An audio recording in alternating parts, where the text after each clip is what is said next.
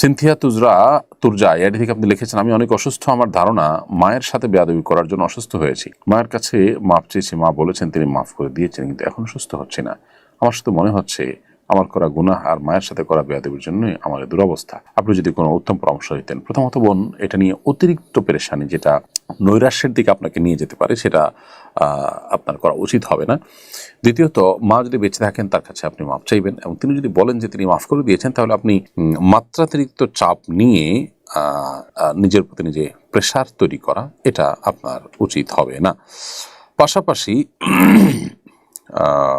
আমাদেরকে মনে রাখতে হবে যে আমাদের গুনাহের কারণে এ ধরনের পরিস্থিতি তৈরি হতে পারে, সেজন্য আল্লাহর কাছে আমরা ইস্তেগফার করব। পাশাপাশি আপনি ডাক্তার দেখাবেন এবং ইস্তেগফার অব্যাহত রাখবেন, কারণ নবী সাল্লাল্লাহু আলাইহি ওয়াসাল্লাম বলেছেন, মান লাজিমাল ইস্তিগফার জাআলাল্লাহু মিন কুল্লি যায়কিন মাখরাজা ওয়া মিন কুল্লি হাম্মিন ফারাজা ওয়া ইয়ারযুকহু মিন হাইসু লা ইয়াহতাসিব। হাদিসটি আবু দাউদে বর্ণিত হয়েছে। নবী সাল্লাল্লাহু আলাইহি ওয়াসাল্লাম বলেছেন, যে ব্যক্তি ইস্তেগফারকে অবলম্বন করবে, ইস্তেগফারকে আঁকড়ে ধরবে, নিয়মিত ইস্তেগফার করবে, আল্লাহ তাআলা তাকে সকল সংকীর্ণ অবস্থান থেকে বের হওয়ার পথ বের করে দিবেন এবং সকল পেরেশানি দূর করে দিবেন, এবং তাকে আল্লাহ তাআলা অভাবনীয় পদ্ধতিতে রিজিক দান করবেন, অর্থাৎ সারপ্রাইজ রিজিক তাকে আল্লাহ তাআলা দান করবেন। তো সেজন্য আপনি ইস্তেগফারকে কন্টিনিউ করতে থাকেন ইনশাআল্লাহ তাআলা।